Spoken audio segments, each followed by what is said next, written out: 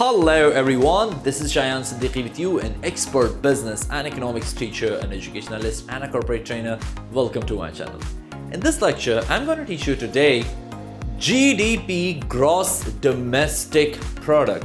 And by the end of this lecture, you will be able to understand what do we mean by GDP, the main definitions of gross domestic product, the thorough explanation of GDP's definitions, meaning of geographical boundaries in economics, real life examples of GDP, how do we calculate GDP and so on, why do countries calculate GDP and what are the main methods of calculating GDP. This lecture is going to be in Urdu language. So without further delay, here we go!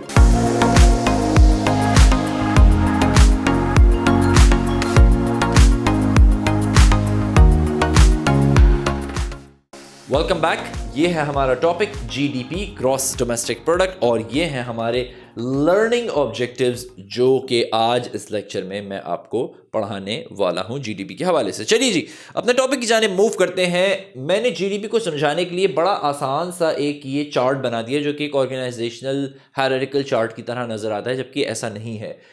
गौर से देखें, मैंने सबसे ऊपर लिखा है क्या? Gross domestic product यानी GDP. अब इन तीनों वर्ड्स को तोड़ दिया ताकि आपको समझ आ जाए।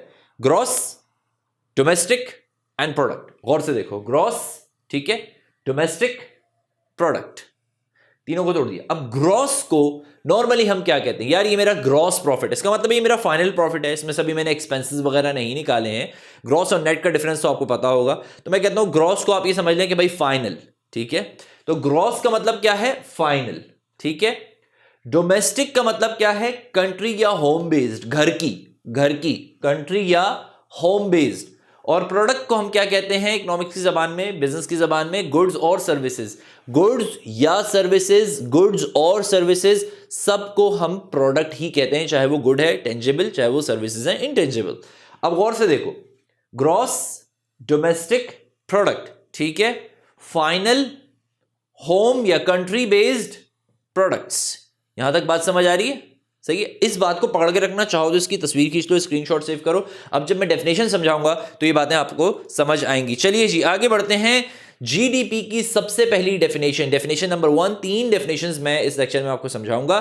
सबसे पहली डेफिनेशन जो सबसे ज्यादा मानी जाती है वो ये है, the total value of all final goods and services, total value of all the final goods and services produced। अब ये जो इन है ना, इन मैंने इसको बड़ा लिखा हुआ है, बड़ा, in an economy, in a year. अब गौर से बात को समझो, वो कहता है कि गुड्स और सर्विसेज जो एक कंट्री में पैदा की जा रही हैं, उनकी जो टोटल फाइनल वैल्यू है एक साल में विद इन अ कंट्री, ये इन मैंने बड़ा इसलिए लिखा है कि कंट्री के अंदर पैदावार हो रही है, किसकी? गुड्स या सर्विसेज की, उसकी फाइनल वैल्यू को जीडीपी कहते हैं।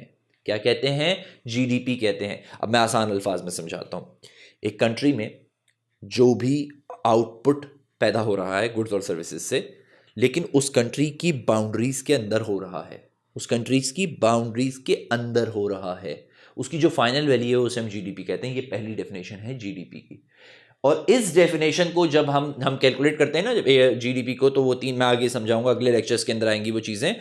3 मेथड्स हैं, total output method, income method and expenditure method. तो ये जो मेथड है बेसिकली ये टोटल आउटपुट मेथड कहता है। क्या यहाँ पे मैंने एक्सपेंसेस की कोई बात की है? नहीं। क्या यहाँ पे मैंने लोगों के पैसा खर्च करने की कोई बात की? नहीं। क्या यहाँ पे मैंने रहने वालों की, उस कंट्री में रहने वाले रेजिडेंट्स की इनकम की कोई बात की है? नहीं। यहाँ पे सिर्फ मैंने आउटपुट की बात की है। किसकी बात की है? आउटपुट की बात की है। जब मैं आउटपुट की बात कर रहा हूं तो ये टोटल आउटपुट मेथड की कैलकुलेशन को रेफर कर रहा है। बात समझ आई? यहां तक आ गई जी। चलें मूव करते हैं आगे, थोड़ा सा और बढ़ते हैं। डेफिनेशन नंबर 2, दूसरी डेफिनेशन, वो ये कहती है GDP may be defined as a total of all the economic activity. थोड़ा सा इसको और एलैबोरेट किया। अभी तो हमने पढ़ा था the total of all the final goods and services, the total value of all the final goods and services. अब वो यहां पे कहता है GDP is referred as the total of all the economic activity.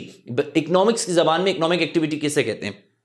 यानी चाहे वो बार्टर सिस्टम है या जो भी है, खरीद और फरोख्त, लेन देन किसी चीज के एवज, इसे इकोनॉमिक्स एक्टिविटी की जाती है, इसे इकोनॉमिक एक्टिविटी कहा जाता है। आई एम सॉरी, ठीक है। So GDP may be defined as the total of all the economic activity. मैंने इस इन को फिर से बड़ा लिखा है, इन अ कंट्री, ठीक है। अगर एग्जाम में आपने लिखा by a country, from a country, गलत हो जाएगा जवाब, क्योंकि ये जीडीपी का आंसर ही नहीं है। जीडीपी के आंसर में ये इन का वर्ड बहुत ज़्यादा इंपॉर्टेंट है, तो इसको फोकस रखना। और स्टूडेंट्स यही गलतियां करते हैं, बड़े बड़े लेवल के एग्जाम पेपर्स देखता हूं, ये गलतियों की वजह से बेचारों के नंबर कटते हैं। नो मैटर, अगली explanation, no matter who owns the productive assets. इससे कोई फर्क नहीं पड़ता कि जो प्रोडक्टिव एसेट्स हैं, जो भी एसेट हैं, उनको ओन कौन करता है। बाहर की कंपनी ओन कर रही है, बाहर से कोई कंपनी ऑपरेट कर रही है, वो ओन करती है, कौन ओन करता है डजंट मैटर। वो एसेट, वो फैक्टर्स ऑफ प्रोडक्शन, वो कहां हैं, कंट्री के अंदर हैं, यहीं यूटिलाइज होने, यहीं पे चीजें इस्तेमाल, यहीं पे पैदा की जा रही हैं, यहीं को इस्तेमाल करके पैदा की जा रही हैं, तो उनकी जो टोटल वैल्यू है वो आपकी जीडीपी कहलाती है। गौर से समझना, जीडीपी अलग कॉन्सेप्ट है, जीएनपी अलग कॉन्सेप्ट है, एनपी अलग कॉन्सेप्ट है। ये सारे अलग अलग कॉन्सेप्ट्स हैं, ये सारे कॉन्सेप्ट्स की सीरीज में बना रहा हूं, उसके अंदर ये सारी चीजें मैं आपको समझा दूंगा, डोंट वरी। गौर से इसे दोबारा पढ़ो। और वो क्या है, GDP may be defined as the total of all economic activity in a country, no matter who owns the productive assets. दो चीजें हैं, एक तो इन अ कंट्री, कंट्री के अंदर, और दूसरी चीज के प्रोडक्टिव एसेट्स को कौन ओन करता है, इससे कोई फर्क नहीं पड़ता। आगे बढ़ते हैं जनाब। अच्छा जी, डेफिनेशन नंबर 3। अब तीसरी डेफिनेशन ये कहती है, अब मजीद डिटेल है इसके अंदर। वो कहता है GDP measures the value of output of all the final goods and services produced by the factors of production within 1 year, पहली चीज, and within the nations or the country's borders या geographical boundaries जिसे हम कहते हैं। It doesn't matter whether these factors are owned by the foreign companies or owned by the nation's residents, doesn't matter। ये complete definition है, चाहो तो इसको लिख लो। मैं अपने कम्युनिटी के अंदर जो अब मैं एक नया सेगमेंट ऐड कर रहा हूँ कि हर टॉपिक की डेफिनेशन को भी डाल दिया करूँगा वहाँ रिटन में, ताकि आप वहाँ से उठा लें जब तक कि मेरी वेबसाइट नहीं आती। आप इसको लिख लें, कॉपी कर लें, जो मर्जी चाहे करें, कंप्लीट डेफिनेशन है। वैसे तो तीनों कंप्लीट डेफिनेशंस हैं, लेकिन ये बहुत ज़्यादा सॉलिसिटेड डेफिनेशन है। दोबारा रीड करो, मैंने जो अभी आपको कॉन्सेप्ट समझाया उसको अप्लाई करो, पकड़ के रखो। GDP measures the value of output की हमने बात कर ली, of all the final goods and services. क्या, जो फाइनल गुड्स एंड सर्विसेज हैं, by the factors of production. अब फाइनल गुड्स एंड सर्विसेज की प्रोडक्शन कैसे हो रही है, फैक्टर्स ऑफ प्रोडक्शन से हो रही है। फैक्टर ऑफ प्रोडक्शन याद है, अगर नहीं देखा हुआ आपने मेरा वो लेक्चर तो देख लें, ये रहा लिंक डिस्क्रिप्शन में भी दे दिया, जाके देखें। Land, labour, capital, enterprise, factors of production है, डिटेल्स के साथ समझाया मैंने, उसको देख लीजिएगा जाके, ठीक है। टिपिकली विद इन 1 ईयर, जाहिर है 1 साल के अंदर हम कैलकुलेट करते हैं, but with in the countries borders के अंदर, कंट्री की ज्योग्राफिकल बाउंड्री के अंदर। और इससे कोई फर्क नहीं पड़ता कि वो जो फैक्टर्स ऑफ प्रोडक्शन है, लैंड, लेबर, कैपिटल, एंटरप्राइज, उसको ओन कौन करता है। कोई बाहर की कंपनी कर रही है, बाहर का नेशनल ओन करता है, डजंट मैटर, वो है तो यही ना, आपकी कंट्री के अंदर है, वो जीडीपी में कैलकुलेट होगा। आगे बढ़ते हैं जनाब। अब ज्योग्राफिकल बाउंड्रीज का मतलब क्या होता है इकोनॉमिक्स की जबान में, गौर से समझ लो। जैसे ही मैंने आपको पाकिस्तान का मैप दिखाया हुआ है, ये लाइन नजर आ रही है ऑरेंज की, पाकिस्तान की बेसिकली ये बाउंड्री है, ये ज्योग्राफिकल बाउंड्री कहलाती है। इसके अंदर, इस बाउंड्री के अंदर जो कुछ भी पैदावार हो रही है, फाइनल गुड्स एंड सर्विसेज की जो वैल्यू है, अब कोई फर्क नहीं पड़ता कि इसके अंदर जो एसेट्स यूज हो रहे हैं वो यहां इंडिया वाले ओन कर रहे हैं, कोई फर्क नहीं पड़ता, या यहाँ अफगानिस्तान वाले ओन कर रहे हैं, या कोई फर्क नहीं पड़ता, कोई और उसे ओन कर रहा है, वो एसेट्स इस वक्त कहाँ हैं? पाकिस्तान के अंदर हैं। उनको यूटिलाइज, लैंड, लेबर, कैपिटल, उनको यूटिलाइज किया जा रहा है, और जो उनसे आउटपुट पैदा होगा, फाइनल गुड्स एंड सर्विसेज पैदा होंगी, जो उनकी टोटल वैल्यू है, वो जीडीपी कहलाएगी। बात समझ आ गई या नहीं आई? आ गई ना जी। ये जीडीपी है। मैं जीएनपी में अभी आपको घुसेड़ ही नहीं रहा, वहां ले जाके मैं आपको बात ही नहीं समझा रहा ताकि आप कंफ्यूज ना हो। सिर्फ जीडीपी पे फोकस रखो, सिर्फ जितना समझा रहा हूं उस पर फोकस रखो। चलें जी आगे मूव करते हैं। अच्छा, अब यहां से हम रियल लाइफ एग्जाम्पल की तरफ जाते हैं। पाकिस्तान, कनाडा। अब देखो, मिसाल के तौर पे अगर कोई पाकिस्तानी फर्म कनाडा में ऑपरेट हो रही है, गौर करो, suppose if a Pakistani multinational company is operating in Canada and making profits, then अब यहाँ पे मैं इसको ज़रा से छुपा देता हूँ और अब मैं आपसे पूछता हूँ, सोचो एक पाकिस्तानी फर्म कनाडा में ऑपरेट होती है, उसका जीडीपी कहाँ रिकॉर्ड होगा? कनाडा में रिकॉर्ड होगा। नीचे मत देखो, कनाडा में रिकॉर्ड होगा या पाकिस्तान में रिकॉर्ड होगा, जल्दी सोचो। पाकिस्तानी फर्म है, कनाडा में ऑपरेट हो रही है, वहाँ पे वो फैक्टर्स ऑफ प्रोडक्शन को यूटिलाइज कर रही है, आउटपुट बना रही है। उस आउटपुट की जो फाइनल वैल्यू है, चाहे वो गुड्स हैं या वो सर्विसेज हैं, जो फाइनल वैल्यू है वो कहाँ रिकॉर्ड होगी? पाकिस्तान में होगी या कनाडा में होगी? क्विकली आंसर करो। 5 4 3 2 1। कनाडा में होगी, पाकिस्तान में नहीं होगी। क्यों होगी? क्योंकि वो फर्म कनाडा में ऑपरेट हो रही है। वो फर्म जो फैक्टर्स ऑफ प्रोडक्शन है वो कनाडा के अंदर, उसकी ज्योग्राफिकल बाउंड्री के अंदर यूटिलाइज हो रहे हैं। वो पाकिस्तान में उसका आउटपुट रिकॉर्ड नहीं होगा एज अ जीडीपी रिकॉर्ड नहीं होगा। हाँ, एज अ जीएनपी होगा। जब मैं आपको जीएनपी पढ़ाऊंगा तो आपको वहां बात समझ आएगी कब होगा, कैसे होगा, क्यों होगा। Why? Because the production is taking place on Canadian land. किसके ऊपर? कैनेडियन लैंड के ऊपर प्रोडक्शन हो रही है, and it is recorded as Canadian GDP. आगे बढ़ते हैं, फर्दर एक्सप्लेनेशन। पाकिस्तान के ये टॉप ब्रांड्स और दुनिया के अंदर बहुत बड़े ब्रांड्स, तकरीबन टॉप ब्रांड्स, ठीक है। पाकिस्तान में इस वक्त टॉप ब्रांड्स, यूनिलीवर ऑपरेट हो रहा है, एंग्लो ग्रुप ऑपरेट हो रहा है, पीएनजी ऑपरेट हो रहा है, आईसीआई ऑपरेट हो रहा है। ये आईसीआई बैंक की बात नहीं कर रहा मैं, आईसीआई एक बहुत बड़ा पूरा एक सिस्टम है, एक बहुत बड़ी कंपनी है। ये चारों बड़ी बड़ी फर्म्स हैं, पाकिस्तान में ऑपरेट हो रही हैं। अब मैं इससे रिलेटेड आपको रियल लाइफ एग्जांपल मजीद समझाता हूँ। These companies are world's top companies, हमें पता है ये बात। There production units are operating in Pakistan. सिर्फ पाकिस्तान में नहीं है, ये दुनिया जहान के अंदर ये मल्टीनेशनल कंपनीज हैं। लेकिन अगर ये पाकिस्तान में अपने ऑपरेशंस कर रही हैं, उनके प्रोडक्शन यूनिट्स पाकिस्तान के अंदर हैं, these companies are using the factors of production, ये ओन्ड बाय कुछ पाकिस्तानी नेशनल्स और ओन्ड बाय कुछ इन फॉरेन कंपनीज ने उन फैक्टर्स ऑफ प्रोडक्शन को ओन किया हुआ है, मिलके काम कर रहे हैं। The GDP will be recorded in Pakistan के अंदर जीडीपी रिकॉर्ड होगी। नाउ सवाल यहां पे ये है कि why the GDP will be recorded in Pakistan although the companies are multinational. ये कंपनीज तो मल्टीनेशनल नहीं, तो बाहर की कंपनीज हैं, तो जीडीपी पाकिस्तान के अंदर क्यों रिकॉर्ड हो रही है? इसलिए रिकॉर्ड हो रही है because these companies are operating in the geographical boundaries of Pakistan. ये सवाल आता है, आपने कहा जी जियोग्राफिकल बाउंड्रीज ऑफ पाकिस्तान के अंदर ऑपरेट हो रही हैं using the factors of production to offer products और द सर्विसेज। ये पाकिस्तान की ज्योग्राफिकल बाउंड्रीज के अंदर ऑपरेट हो रही हैं और फैक्टर्स ऑफ प्रोडक्शन यूज कर रहे हैं। कहां? पाकिस्तान के अंदर। क्यों? ताकि गुड्स और सर्विसेज को ऑफर किया जा सके। The total of all the economic activity taken by these three companies is being taken place in the geographical boundaries of Pakistan. बात समझ आ गई यहां पे? समझ आई यहां पे? क्योंकि ये ज्योग्राफिकल बाउंड्रीज ऑफ पाकिस्तान के अंदर ऑपरेट हो रही हैं, फैक्टर्स ऑफ प्रोडक्शन यहां पे यूटिलाइज कर रहे हैं, तो जीडीपी यानी जो final value of goods and services है वो पाकिस्तान के अंदर रिकॉर्ड होगा। चलिए जी आगे मूव करते हैं।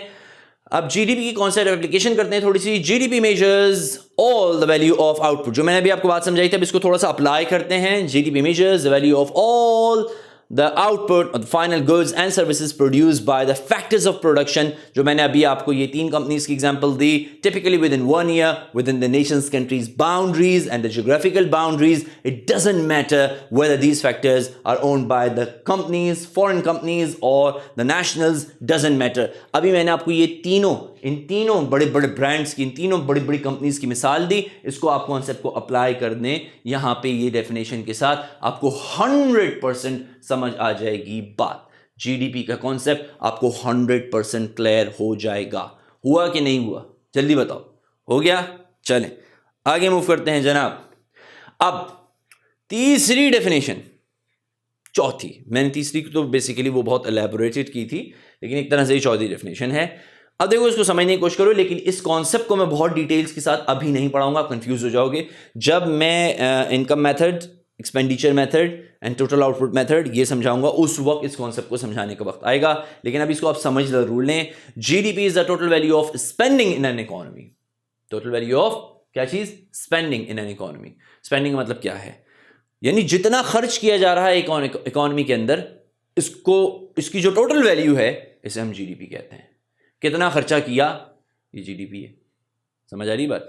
अब ये खर्चा बहुत सारे लोग करते हैं, लेकिन इसको कैलकुलेट करने का एक तरीका है, वो है C + I + G + X - M. X - M क्या है? बेसिकली हम इसे कहते हैं नेट एक्सपोर्ट्स. हम क्या कहते हैं? हम इसे कहते हैं नेट एक्सपोर्ट्स. नेट एक्सपोर्ट्स का मतलब क्या है? Exports minus imports. ये बात मैंने आपको पहले भी समझाई थी कि एक्सपोर्ट्स जब हम करते हैं तो हमारे पास डॉलर आता है, इंपोर्ट जब हम करते हैं तो हमारे यहां से डॉलर जाता है. नेट एक्सपोर्ट्स हम जब कैलकुलेट करते हैं, जब हम अपनी एक्सपोर्ट्स में से इंपोर्ट्स को माइनस करते हैं, फाइनली हमें पता चलता है कि अब हमारे पास कितना डॉलर बचा. अब हमारी नेट एक्सपोर्ट्स जो हैं वो नेगेटिव में हैं या वो पॉजिटिव में. अगर हमारी एक्सपोर्ट्स ज़्यादा हैं और इंपोर्ट्स कम हैं तो हम पॉजिटिव में. लेकिन अगर इंपोर्ट्स ज़्यादा हैं, एक्सपोर्ट्स कम है, तो हम, इसका मतलब है तबाही की तरफ जा रहे हैं, हमारे पास से डॉलर निकलते चला जा रहा है. और क्योंकि इस वक्त दुनिया के अंदर जो चक्का है इकोनॉमिक्स का, जो इकोनॉमिक चक्का है, आप समझ लीजिए वो डॉलर के साथ बंधा हुआ है, तो you have to have more and more dollars. ठीक है. और इस मेथड को हम एक्सपेंडिचर मेथड कहते हैं. चलिए जी, अब इनकी डिटेल्स को हम थोड़ा सा समझ लेते हैं. वो क्या है? C stands for consumer expenditure, I stands for investment, G stands for government spending. Government spending के ऊपर मैंने बहुत डिटेल लेक्चर बनाया था हमारी introduction to macroeconomics lecture के अंदर, वो है. यहाँ पे अगर मैं समझाने लगूंगा कि गवर्नमेंट स्पेंडिंग क्या क्या होती है, तो बिल्कुल मेरा लेक्चर जो है वो ड्रैग हो जाएगा. X stands for exports and M stands for imports, और X - M को हम कहते हैं नेट एक्सपोर्ट्स. बात समझ आ रही है? तो इसका जो रिजल्ट होता है फाइनली हम वो इनके साथ ऐड कर देते हैं. तो हम एक्सपेंडिचर मेथड के जरिए अपनी जीडीपी को कैलकुलेट करते हैं. इसकी practical examples and so on वो हम जब पढ़ेंगे, जब मैं आपको ये समझाऊंगा कि हम नेशनल इनकम को कैलकुलेट कैसे करते हैं. चलिए जी आगे मूव करते हैं थोड़ा सा. Why do countries calculate national income या calculate GDP? Countries calculate GDP because सबसे पहली तो चीज़ ये है कि स्नैपशॉट, इससे स्नैपशॉट आ जाता है एक इकोनॉमी का. स्नैपशॉट का मतलब क्या है? उसकी तस्वीर आ जाती है. जब तक जीडीपी नहीं पता होगी, आपको पता ही नहीं चलेगा आपकी जो कंट्री है वो किस सिमत पे जा रही है, कहाँ पे खड़ी हुई है, किस लेवल. अभी आपने हाल ही के अंदर सुना होगा जब प्राइम मिनिस्टर इमरान खान साहब की गवर्नमेंट गई तो उन्होंने बताया कि हमारी जीडीपी जो है वो 5% ग्रोथ पे थी, यानी हम हर साल 5% इंक्रीज कर रहे थे और जीडीपी नेगेटिव की तरफ जाना शुरू हो गई and so on.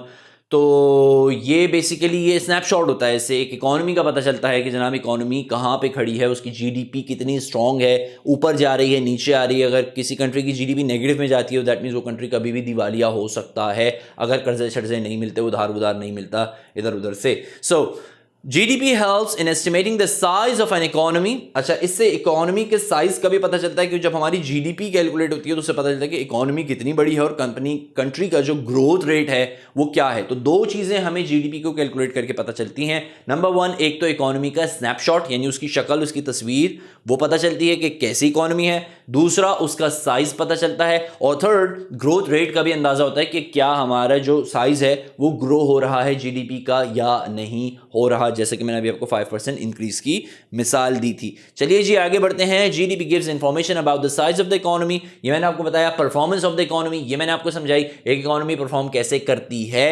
The growth rate is often used as an indicator of the general health of the economy. अच्छा, ग्रोथ रेट जो है ना बेसिकली वो देखें, मैं जिम जा रहा हूँ फॉर एग्जांपल, अगर मेरे जिस्म थोड़ा सा फूलता है, मेरा जिस्म थोड़ा सा खूबसूरत होता चला जाता है, मेरे जिस्म में थोड़े से कट्स आना शुरू हो जाते हैं, मेरे बाइसेप, ट्राइसेप, शोल्डर, चेस्ट, ये वो ज़रा अच्छा होना शुरू हो जाता है, मुझ पर कपड़े अच्छे दिखना शुरू हो जाते हैं, बेसिकली उसे क्या कहते हैं, बंदे की हेल्थ अच्छी हो रही है। यही कहते हैं ना, बंदे की हेल्थ अच्छी हो रही है। मैं भागने दौड़ने लगता हूँ, ठीक ठाक जनाब मेरा स्टेमिना बढ़ जाता है, तो क्या कहा जाएगा भाई, हेल्थ अच्छी हो रही है। ठीक ऐसे ही एक गवर्नमेंट जब बहुत सारे काम करना शुरू हो जाती है, उसकी इकोनॉमी ग्रो करना शुरू हो जाती है, उसकी जीडीपी इंक्रीज होती है, जैसे कि अभी हाल ही के अंदर हुआ कि वो बहुत सारे प्रोग्राम्स गवर्नमेंट ने ऑफर किए थे पाकिस्तान के अंदर जो कभी नहीं हुए। फॉर एग्जाम्पल, जिसमें आपका मेरे पार्टी के साथ कोई लिंक नहीं है, बट फिर भी एक इकोनॉमिस्ट हूँ, तो जाहिल आदमी नहीं हूँ, पढ़ा लिखा हूँ, बाहर का पढ़ा लिखा हुआ आदमी हूँ, तो दुनिया को देखा हुआ है, और इकोनॉमिक एडवाइजरी बोर्ड का भी मेंबर रहा हूँ मैं कहीं पे किसी कंट्री में, तो मैं इसकी अभी फ़िलहाल डिटेल्स आपको नहीं देना चाहता।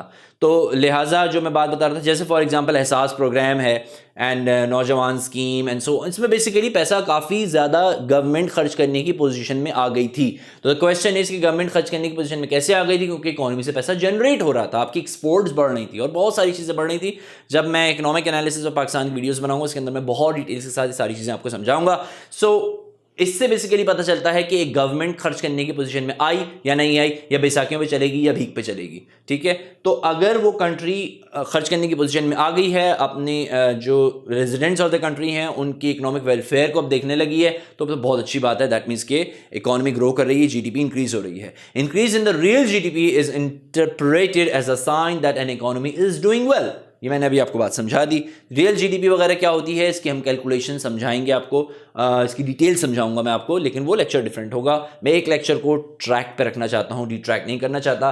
3 तरीके हैं, मैंने आपको ये बात समझाई कि उस टाइम तो डिटेल से नहीं समझाई थी। 3 तरीके हैं जब हम इकोनॉमी कि अपनी जीडीपी को कैलकुलेट करते हैं। नंबर 1, टोटल आउटपुट मेथड, यानी हम अपने आउटपुट, आज जो मैंने आपको समझाया वो टोटल आउटपुट मेथड के जरिए कैसे हम जीडीपी को कैलकुलेट करते हैं। बेसिकली ये कैलकुलेशन का लेक्चर नहीं था, लेकिन जब कैलकुलेशन का लेक्चर आएगा वहाँ पे मैं आपको क्वेश्चन दूंगा, वहाँ पे मैं आपको बाकायदा केस सिनेरियो दूंगा, उसके अंदर से मैं आपको कहूँगा अब कैलकुलेट करो, मुझे बताओ टोटल आउटपुट कैसे कैलकुलेट होगा। एक्सपेंडिचर मेथड दूसरा तरीका है जिससे हम एक्सपेंसेस के जरिए पता करते हैं कितना पैसा खर्च हुआ, इससे हमें पता चलता है कि इकोनॉमी कहाँ पे खड़ी हुई है।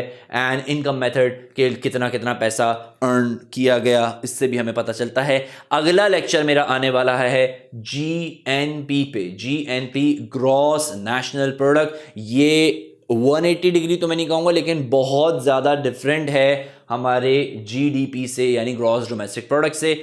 उस लेक्चर के अंदर मैं आपको समझाऊंगा कि ग्रॉस नेशनल प्रोडक्ट यानी ग्रॉस नेशनल प्रोडक्ट क्या होता है और what is the difference between GDP and GNP. आज जो चीज़ें मैंने आपको समझाई, मैंने आपको बड़ी डिटेल्स के साथ समझाया। मीनिंग ऑफ जीडीपी क्या होती है, डेफिनेशन जीडीपी की मैंने आपको 3 से 4 डेफिनेशंस बताई जीडीपी की, उनको लिख लीजिएगा, समझ लीजिएगा। थॉरो एक्सप्लेनेशन ऑफ जीडीपीज डेफिनेशन, ये मैंने बहुत डिटेल्स के साथ आपको समझाई। मीनिंग ऑफ ज्योग्राफिकल बाउंड्री समझाया, रियल लाइफ एग्जांपल्स दी जिसमें मैंने पाकिस्तान, कनाडा की, यूनिलीवर, एंग्रो, पीएनजी, आईसीआई, इनकी आपको रियल लाइफ एग्जांपल्स दी।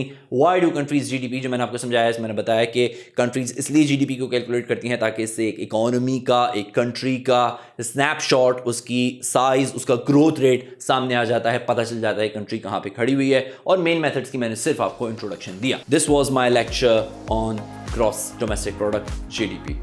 उम्मीद करता हूं आपको आज का ये जीडीपी ग्रॉस डोमेस्टिक प्रोडक्ट का लेक्चर पसंद आया होगा और समझ भी आ गया होगा। अगला लेक्चर हमारा जीएनपी यानी ग्रॉस नेशनल प्रोडक्ट पे आएगा। अगर आपने मेरे चैनल को अब तक सब्सक्राइब नहीं किया है, बराए मेहरबानी कर दें, और अगर ऑलरेडी सब्सक्राइब कर चुके हैं, बहुत बहुत शुक्रिया। दूसरों तक इस चैनल को पहुंचा दें, यकीन कीजिए बहुत फ़ायदा होगा उनका। वीडियो देखने के लिए बहुत बहुत शुक्रिया।